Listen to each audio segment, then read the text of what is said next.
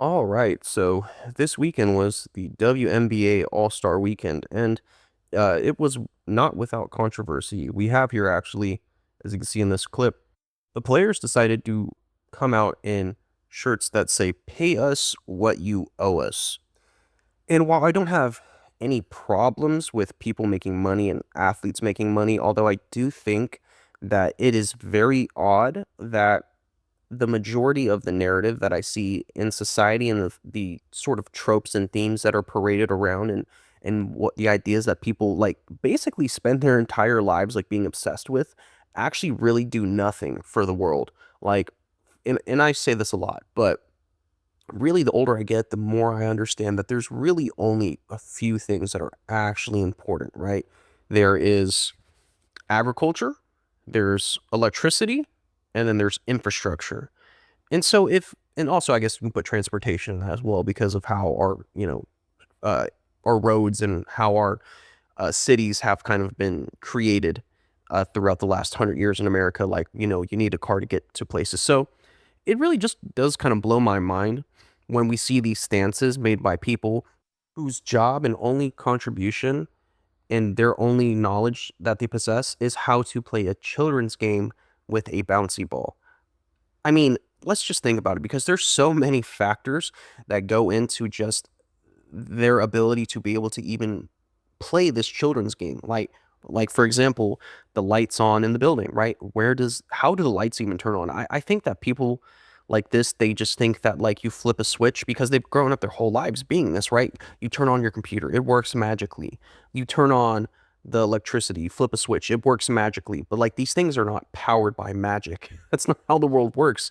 And so I don't have a problem with them advocating for wanting more money because hey, I think everyone should want more money. I think what's going to end up happening here is that the way that they're presenting their uh, their points is coming across as very entitled and snooty and ungrateful, and the rhetoric in which they are taking the stance on it kind of reflects this. So let's get into this article that I found from Paige Beckers, who is a star rookie guard in the WNBA. And so if we read through this article, more than 40 WNBA players, including Beckers, they gathered ahead of All-Star Weekend for what the union described as the largest in-person CBA meeting in league history. Right. So following this interview, Beckers and several other players, as we're going to get into, called the league's offer for the new CBA agreement kind of disrespectful. We don't want to sound ungrateful for what the WNBA provides, but we sacrifice our bodies, minds, time, and effort, she explained. We play a huge part in this league, and we feel like we should be rewarded for that. What they proposed was not enough. It was kind of disrespectful. So we'll keep fighting, keep showing up, and continue to push for what we deserve. And the problem is that they keep parroting these terms like deserve and disrespectful and, what we deserve, they should pay. And although I've looked into it, and yes, the CBA from the WNBA versus like if you compare it to male sports does seem, I mean, in general, revenue shares amongst male leagues is typically around like 50%, where with the WNBA it's around 9%. But as someone who has kind of been perplexed by the WNBA recently, this type of rhetoric to the average person is going to completely turn them off.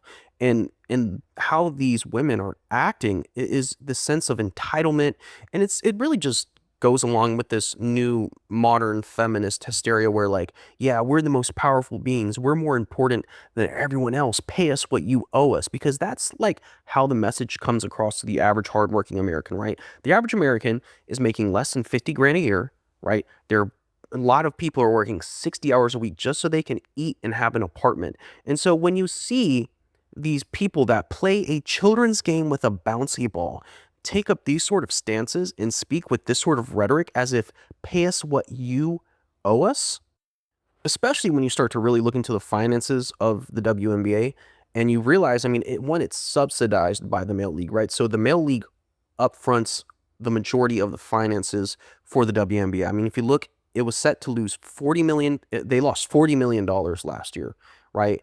And NBA investors are kind of concerned that they're not going to see returns for years into the WNBA, right? And while yes, it is a business venture and it can take years to be profitable, it's I think it's going to be really hard to turn these profits if the women in this league continue to act like this. Because for the most part, nobody wants to, especially when you're working 60 to 80 hours a week, in their right mind wants to spend their hard-earned dollars to hear like these crazy feminists bitch constantly about, oh well, I'm not getting paid what I deserve. First off, you don't deserve anything. You play with a bouncy ball. Like you don't contribute anything of value to society. And you might say, yeah, well, they're entertaining. But yet, well, no, it's a form of toxic entertainment that distracts us from reality. And the fact of reality is that if everyone became so concerned and devoted their lives to playing with bouncy balls, like the world would go to shit. We would have an actual apocalyptic event. So no, I'm not buying into the whole like, oh yeah, well they're positive for the culture. They influence young girls and they inspire young girls. They inspire young girls to be a fucking waste. That's what it is. Like literally, you're inspiring people to waste their fucking time and not actually make the world better. Like playing basketball does not actually make society better. It doesn't keep the electricity running in houses. It doesn't fucking produce food and create more food in the grocery stores. It's a fucking child's game with a bouncy ball. And so I think, and let's get into this next clip here, because then we have Angel Reese, who for some reason the WNBA has decided is the voice of reason and is a good spokesperson for them. So let's get into this next clip and we'll kind of start dissecting what she's talking about here. In person and being able to have the opportunity to sit face to face with the league, I think it was very important to have all those players there, more than 40, and just being able to see our faces, because we are about business. It's bigger than me. No player is less important than me or more important than me. We are all here to fight for the same thing and what we deserve. Again, you hear the rhetoric, what we deserve. What do you deserve? You play with a bouncy ball. You don't deserve anything. And this is the problem, is that if they would approach this with more grace and more humility rather than this like angry feminist, like pay me what you owe me stance that they're taking, I think fans would be more receptive and would be more willing to attend their games and engage and consume their content and whatever, their shirts and buy merchandise and things like that. But this sort of, you start hearing stuff like this and you're like, dude, like I'm fucking busting my ass every week at work. I don't want to listen to this bullshit. You tell me why you deserve to be paid more than doctors, why you deserve to be paid more than grocery stores. You play with a fucking ball. So let's kind of go back and really go into the rest of what she's talking about. For the same thing and what we deserve. With basketball and WNBA is all I know. Yes, that's very important. She makes a very important statement here. Basketball and the WNBA is all she knows. Yes, that's all she knows. This person, the only thing that she was so lucky and fortunate that she was born to be a 6'4" woman and her entire life coddled into being a basketball player.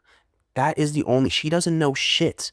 When the fucking apocalypse happens, you think these people are going to be of any use versus like a fucking woman that is shooting down, fucking deers and bears and the fucking wolves in the woods, some fucking, country person, dude. Like the people that are like hillbilly country people that live out in the fucking boonies that hunt and farm, those people are a million times more valuable to the world than Angel Reese is. And so yes, you are right, Angel Reese. The only thing that you know is the WNBA and basketball. So that's why when you start taking up these stances, people roll their eyes and they get turned off, and they turn off these channels forever and they never watch you play. And so if they're going to want to actually advance in their careers and make more money, they're going to have to start changing their stances. I mean, unless women start flocking and supporting them, that's their only chance too, right? But I mean, historically, women don't support the WNBA because women don't really like sports. Women would rather watch like Keeping Up with the Kardashians and Love Island than tune in to watch Angel Reese fucking miss layups. So let's watch a little bit more of this and get into it. And this is the league I love so much, and we're not going to stop until we get exactly what we want.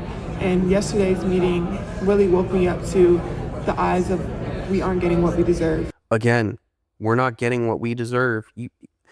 You don't deserve any. Anyway, this is just insane to me. What we deserve. Pay us what you owe us.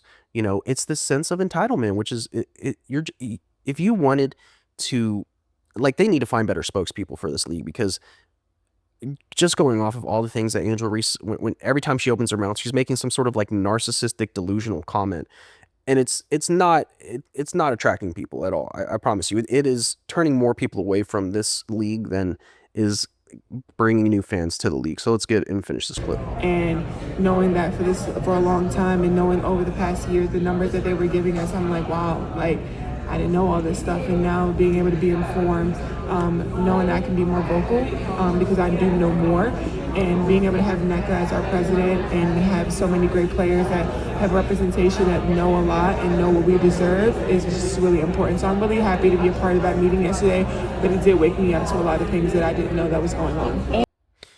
Yeah. And so she kind of starts to get a little angry towards the end, but I mean, they're talking about like, I know more things. Like, no, you really don't know more things. Like, you don't know about fucking operational costs, what it costs to employ people to work the security gates at the stadiums that you play under, what it costs, like the electrical bills are, what it costs to keep the air conditioning on. So no, you really don't know a whole lot.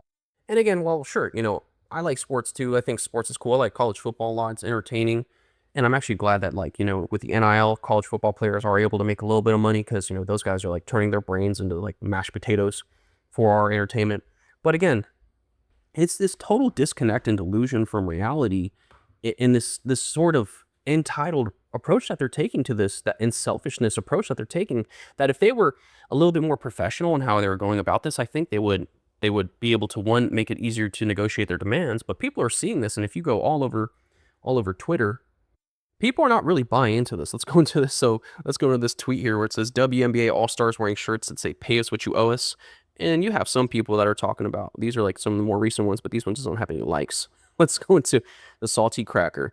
They should all be paid zero, since the league has never made any money. If they truly believe in this sentiment, they should be paid absolutely nothing, since the WNBA, WNBA operates with a deficit. The funny and ironic thing is it's women that have failed them. Ask any woman if she's ever been to an NFL, NBA, NHL game. Almost all of them will say yes, 90%. But if you ask them if they go to a WNBA game, most of them don't even know what that is. If you look at the comments, like, a lot of these people are not appreciating this stance that they're taking, and for good reason. Like, again, this is if you start to analyze actually the reality of the world, in the reality of, let's just go into a chart that shows how much the average American makes, right? So this is individual income percentiles for the United States in 2024. So we're going to look at 50% of Americans. So 50% of Americans make 50 grand or less a year, right? And then in the WNBA, their minimum salary in 2025 is $66,000. So at the very least, in the WNBA, you're making more than 62% of Americans, right? And then if you look at their average salary, is anywhere from 147 to as low as 102. So this says an average salary of 119. That's between 147 and 102. So I'm going to go with 119,000. So let's say, and then so the average salary, you're making more than 84% of Americans, right? So the fact is that you're already almost paid a top 10% wage, and you're paid more than 60% of Americans to play with a bouncy ball, right? And so the fact is that you're taking this stance, and you're creating this rhetoric in this conversation that seems selfish and entitled to the rest of people. Like, who's gonna for one, who's gonna want to watch this? I mean, the WNBA has, in all time, there's 38 dunks in WNBA history. Like, that's like an average night. I think that's one game in the NBA. It might be 2 games in the NBA. So it's already lacking in the entertainment factor, just because women don't tend to not have the things that make sports entertaining, right? They don't have as much explosiveness, the athleticism, the vertical ability. And women clearly are not really supporting this as much, because this league has been around for a quarter of a century. And then you combine that with the fact that these attitudes that they're presenting are just terrible. I mean, it's turning off most people. Who wants to listen to, like, a girl that can't even dunk a ball talk about, oh, I deserve to be a millionaire? And that's because they want to be basically paid on the same revenue share as the NBA, which is 50%. So if you do the math on that, they're being paid 9%. You're going to 5x their income. So the average salary is going to go to 300 grand a year. And so, yeah, I mean, that would be cool. I don't care if they make that money. Like, that's fine. You want to make, but so you want to make more than 98% of Americans and say that that is what you are owed, that's what you deserve because you play a bouncy ball game. It's just, man, they're taking the polar opposite approach. And I promise you, I think this stunt, unless women flock to this, that's the only way. If women flock to support the WNBA, that's the only way it can be successful. Because this approach is, you're already seeing it on X, how and the social cues where people are not taking a favorable stance to how they were approaching this discussion about their pay raises and their wages. So for this last clip, I want to contrast the attitudes just to kind of show you the difference between how the star players are approaching playing basketball in the WNBA versus how star players in the NBA are approaching it. Because we've already seen Paige Beckers and Angel Reese in their tapes on how they're going with these buzzwords of disrespectful, what we deserve, what you owe us. And let's watch this next clip of Kelsey Plum just to kind of see how really insane like it is that this is how these women are approaching the blessing that it is that they get to play with a bouncy ball for a living and make more than 70% of Americans. Let's get into this clip with Kelsey Plum. The bus was right here. Going 2 hotels here. Yeah. Don't y'all find that kind of weird? Low-key? Like low-key, come on. A little, but Okay. I'm really turned off right now. I'm just a fan though. I know, I appreciate that. You sign one, you put my name on it. One. Awesome. I'll sign one. That's what I get you on that one. Yeah. Keep killing it this year. Appreciate that. Whichever one. Dude, that is insane. Like, do they not? So you want to have more money, but this is how you treat fans? And Kelsey Plum is a star in the WNBA. She's one of the best players in the league. So the fact is that this was an actual interaction with a fan. Like, don't you think it's weird that you're a fan of me and you want an autograph? I'm really turned off right now. Like, this is it's insane that this is how do you expect to make more money when this is how you interact with fans? And so let's contrast this with a quote, one of my favorite quotes from Kobe Bryant of all time, right? So this was a quote from Tony Kukoc, which was one of the things that he said was the most impressive thing about Kobe Bryant of all time. So Tony Kukoc, who was a teammate of Michael Jordan during the Chicago Bulls of the 90s, the great Bulls that were the legendary Bulls that won all those championships with Michael Jordan and Scottie Pippen and Dennis Rodman and all of them. So Tony Kukoc, when he had a conversation with Kobe Bryant, he was very impressed because he said he really liked the sentence Kobe Bryant said when they asked him why he was playing with a broken finger.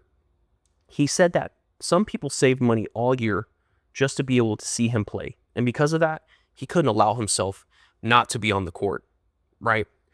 That is such a gracious and realistic and connected with reality quote from one of the greatest players of all time, Kobe Bryant, understanding that, hey, I am grateful for having this ability to play a game. And some people are saving up money all year, working their butts off, working these hard jobs out in the heat, working stressful jobs, dealing with rising expenses and whatever have it, the difficulties that we're facing in the economy, just to see this man play.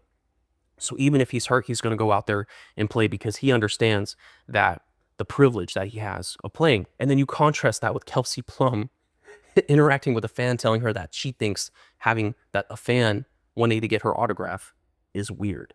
I mean, this is just, how in the world do they expect to make more money when the product that they're presenting is like going to alienate the vast majority of sports fans in the world? It's just crazy to me. But yeah, again, that is today's episode. This is the Base Blueprint. If you watched, thank you so much and have a great day.